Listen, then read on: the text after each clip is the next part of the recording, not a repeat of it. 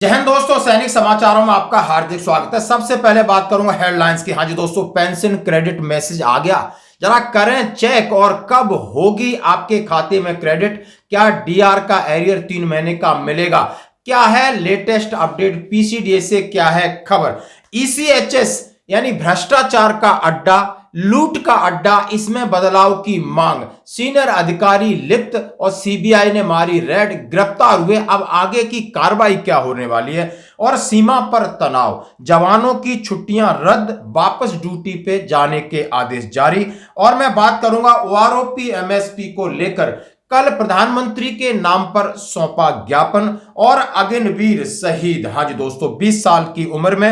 एक सेना का सीनियर अधिकारी का दावा, पहलगांव हमले पर वीडियो किया जारी, बच के रहना। आखिर ये कौन है? आपको ये वीडियो देखना होगा, सतर्क रहना होगा बिल्कुल कि सोशल मीडिया पे किस प्रकार दुष्प्रचार किया जा रहा है। तो दोस्तों खबरें करते हैं विस्तार से। सबसे पहले मैं बात करूंगा, जैसा कि सभी को इंतजार है, हमको इंतजार है, लगातार मैसेज आ रहे हैं, क्या पेंशन क्रेडिट का अर्ली मैसेज आया?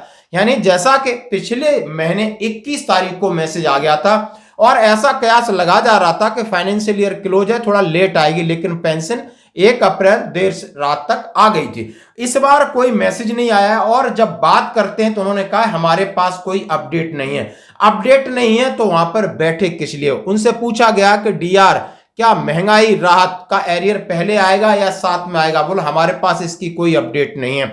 और जैसा कि हम आप सभी को बताना चाहते हैं, अभी तक पेंशन क्रेडिट का कोई अर्ली वार्निंग जो मैसेज आता था नहीं आया है। यानी आज तारीख 26 है और लगभग दोपहर के 10 से 11 बजे आप इस वीडियो को देख रहे हो, अभी तक कोई अपडेट नहीं है, ना ही उनके पास कोई अपडेट है। लेकिन पेंशन आपके खाते में 1 तारीख को यानी 1 मई को 11 से 12 बजे तक आएगी, ये बात पक्की है। और डीआर का एरियर भी आएगा, जैसा कि इनके पास कोई अपडेट नहीं है। कई लोग हमसे बार बार कॉल कर रहे हैं, सर क्या है इसके ऊपर? मैं इसी अपने इस चैनल के माध्यम से सभी भाइयों को बताना चाहता हूं, सभी पेंशन भोगियों और जो भी महिलाएं, कि अभी तक पेंशन का कोई मैसेज नहीं आया, डिले है। शायद वहां पर कोई ना कोई सॉफ्टवेयर उनकी प्रॉब्लम रहती है और वो हमेशा रहेगी, इसी तरीके के उनके बहाने हैं। तो ये थी अपडेट, निश्चिंत रहें, आएगा, हम जरूर आपको इन्फॉर्म करेंगे, चेक करेंगे, सब मिल के साथ काम करेंगे। दोस्तों अब बढ़ते हैं एक और अगली खबर की तरफ। ईसीएचएस भ्रष्टाचार का अड्डा हो गया है, कर्नल मुकुल देव साहब कह रहे हैं, जो कि हाईकोर्ट के वकील हैं। उन्होंने कहा है कि अब ये जो कर्नल, कल एक लेफ्टिनेंट कर्नल 22 लाख की रिश्वत लेते हुए सीबीआई ने पकड़ा गया है, ये तो एक नमूना है, इससे बहुत बड़ा बड़ा भ्रष्टाचार है। अब ईसीएचएस के सिस्टम में ही बदलाव की मांग की जरूरत की गई है। यानी एक्स सर्विसमैन के लिए जो आपने एक मेडिकल फैसिलिटीज दी है, उस पहले हम एमएच में डायरेक्ट दिखाते, उसके बाद एमएच के साथ एक पॉली क्लिनिक खोला गया, अब इंडिपेंडेंट ईसीएचएस जा रहे हैं, ईसीएचएस के साथ इंडिपेंडेंट हॉस्पिटल है। अब वहां पर पूरी धांधलबाजी हो रही है। क्यों? इंडिपेंडेंट हॉस्पिटल में भी ईसीएचएस के रैप बैठे हुए हैं और कहीं ना कहीं कार्ड के दुरुपयोग किए जा रहे हैं, कहीं ना कहीं उनके साथ सौदेबाजी हो रही। यही सौदेबाजी के आहत होकर इसमें नुकसान हो रहा है जवानों का, उनकी फैमिलियों का, बच्चों का। अधिकारियों को तो इलाज मिल जाएगा, पूरी सुविधाएं मिल जाती है, चाहे वो इंडिपेंडेंट हॉस्पिटल में जाएं, चाहे वो पॉली क्लिनिक में जाएं। और जो भेड़ बकरी की तरह जैसे जवान है, उनका बहुत बुरा हाल है। आप देख सकते हो, एक मेडिसिन के लिए कई चक्कर लगाने पड़ते हैं। ऐसा ही सेवानिवृत्त लेफ्टिनेंट कर्नल 22 लाख रुपए की रिश्वत लेते गिरफ्तार। यानी सीबीआई ने सेवानिवृत्त लेफ्टिनेंट कर्नल अमरजीत सिंह और एक अन्य संविदा कर्मचारी को भूतपूर्व सैनिक अंशदायी स्वास्थ्य योजना से जुड़े एक मामले के निपटारे के लिए राजस्थान की एक मल्टी स्पेशलिटी अस्पताल के मालिक से 22 लाख रुपए की रिश्वत लेते हुए गिरफ्तार किया गया। जरा थोड़ी सी तस्वीरें भी हम मिल गई है। सीबीआई की प्राथमिकी में आरोप लगाया गया कि अस्पताल के मालिक तब अमरजीत सिंह के संपर्क में आया जब ईसीएचएस की एक टीम उसके अस्पताल पहुंची और कथित तौर पर बिना कोई रसीद या दस्तावेज दिए पूर्व सैनिकों के 20 से 25 ईसीएचएस कार्ड अपने साथ ले आई। प्राथमिकी के मुताबिक अमरजीत ने अस्पताल मालिक को कथित तौर पर भरोसा दिलाया कि अगर वह रिश्वत देने को तैयार है तो वह मामला सुलझा देगा। यानी मामला दोनों तरफ है, यानी अस्पताल में भी गड़बड़ी है, वहां से 20 से 25 ईसीएचएस कार्ड रखे हुए हैं। किसके कार्ड है? क्या धंधेबाजी है, क्या घपलेबाजी, आप देख सकते हो। तो मिली भगत है। नुकसान किसका हो रहा है? सरकार का हो रहा है। नुकसान हो रहा है जो लोग इनोसेंट हैं, जो अपना इलाज कराना चाहते हैं, लेकिन ये धंधा बन गया है, बिजनेस बन गया है, भ्रष्टाचारी का अड्डा बन गया है। सख्त इनके पास कार्रवाई होनी चाहिए और ईसीएचएस में बड़े बदलाव की मांग की जा रही है। दोस्तों अब बढ़ते हैं एक और अगली खबर की तरफ। जैसा कहा जा रहा है कि सीमा पर तनाव, हाँ जी दोस्तों आप देख सकते हो बहुत बड़ा तनाव है। दोनों साइड से बिल्कुल धमकी दी जा रही है, दोनों साइड से अपनी अपनी तैयारी हो रही है। आप देख सकते हो वहां पर फाइटर जेट अपनी प्रैक्टिस कर रहे हैं, आर्मी को अलर्ट करा दिया है, एयरफोर्स हो नेवी हो। उसके साथ सीमा पर तनाव, जवानों की छुट्टियां रद्द। पहलगाम आतंकी हमले के कारण तनाव की स्थिति बनी हुई है। भारत और पाकिस्तान के बीच युद्ध का माहौल गहराने के साथ ही अर्धसैनिक बलों की छुट्टियां रद्द कर दी गई हैं।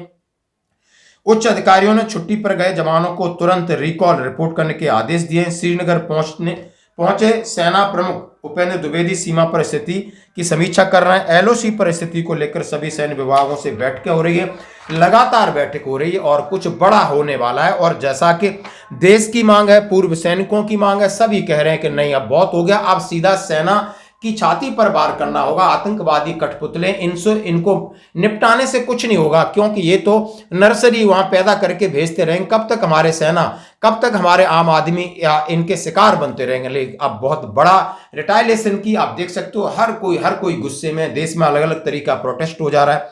अब मैं आपके सामने एक वीडियो ला रहा हूं। मैं सेना का अधिकारी अशोक कुमार हूं, बिल्कुल, और कह रहे हैं कि नहीं ये जो हमला हुआ है इसके ऊपर राजनीतिक साजिश है।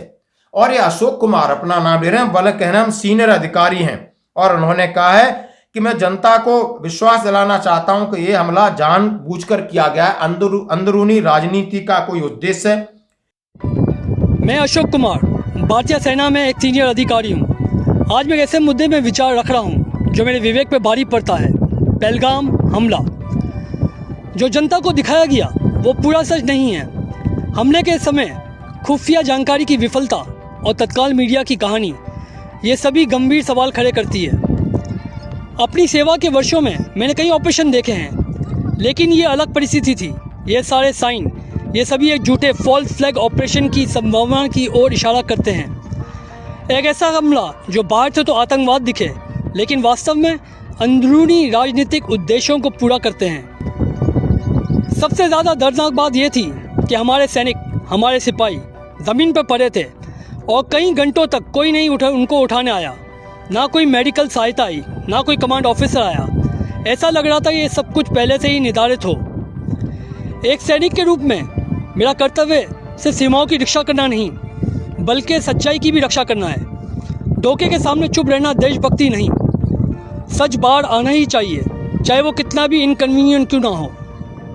हमारे सिपाही नीचे पड़े रहे, कोई मेडिकल एड्स नहीं आया, तमाम चीजों की ये बातें कर रहे हैं। उन्होंने बोला इनकन्वीनियंट की बात कही है। अब ये अशोक कुमार सीनियर अधिकारी हैं।